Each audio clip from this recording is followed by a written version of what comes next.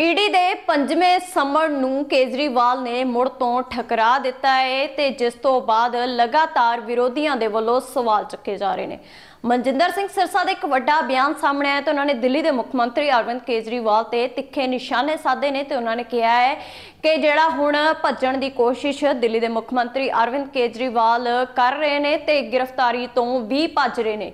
ਅਜਿਹੇ ਤਿੱਖੇ ਨਿਸ਼ਾਨੇ ਜਿਹੜੇ ਮਨਜਿੰਦਰ ਸਿੰਘ ਸਿਰਸਾ ਦੇ ਵੱਲੋਂ ਸਾਧੇ ਗਏ ਨੇ। ਪੂਰੇ ਮੁੱਦੇ ਨੂੰ ਲੈ ਕੇ ਸੁਣਦੇ ਆ होर उन्हां दा केजरीवाल नूं लैके की कहना है। अरविंद केजरीवाल जी ने कहा वो आज ईडी के सामने नहीं पेश होंगे। ये 5वीं बार उन्होंने मना किया क्योंकि वो जानते हैं ईडी के पास जो सबूत हैं, जो मनी ट्रेल है, जो संजय सिंह जी के केस में मिली, जो मनीष सिसोदिया जी के केस में सुप्रीम कोर्ट के सामने गई, उसके चलते उनके पास जवाब नहीं है। वो ईडी को फेस नहीं कर सकते, इन चीज़ों का जवाब वो नहीं दे पाएंगे।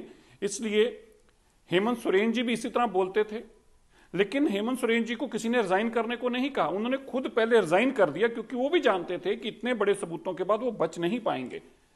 मुझे आम आदमी पार्टी के एक बहुत बड़े क्या सबसे बड़े लीडर जो अरविंद केजरीवाल जी के बाद माने जाते हैं, अब उन्होंने अभी बताया कि अरविंद केजरीवाल जी 1-2 दिन में मीटिंग बुलाने जा रहे हैं अपने एमएलए की, और वहां पे वो रिजाइन करेंगे।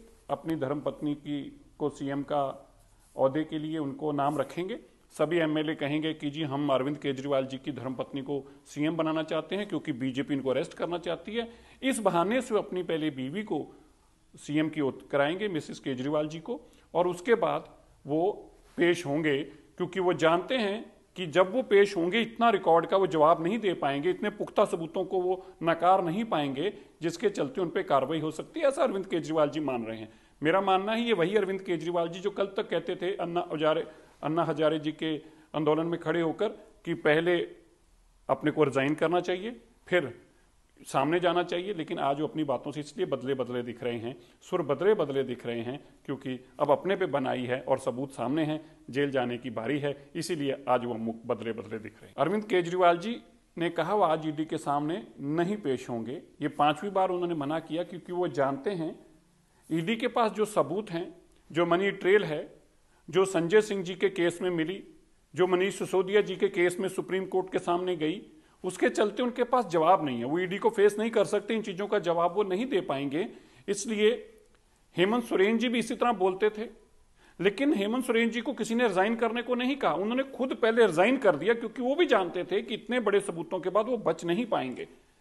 मुझे आम आदमी पार्टी के एक बहुत बड़े क्या सबसे बड़े लीडर जो अरविंद केजरीवाल जी के बाद माने जाते हैं, अब उन्होंने अभी बताया कि अरविंद केजरीवाल जी 1-2 दिन में मीटिंग बुलाने जा रहे हैं अपने एमएलए की, और वहां पे वो रिजाइन करेंगे।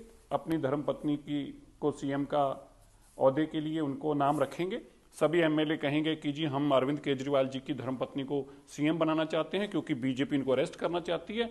इस बहाने से अपनी पहले बीवी को सीएम की ओथ कराएंगे, मिसेस केजरीवाल जी को, और उसके बाद वो पेश होंगे क्योंकि वो जानते हैं कि जब वो पेश होंगे इतना रिकॉर्ड का वो जवाब नहीं दे पाएंगे, इतने पुख्ता सबूतों को वो नकार नहीं पाएंगे, जिसके चलते उन पर कार्रवाई हो सकती है। ऐसा अरविंद केजरीवाल जी मान रहे हैं।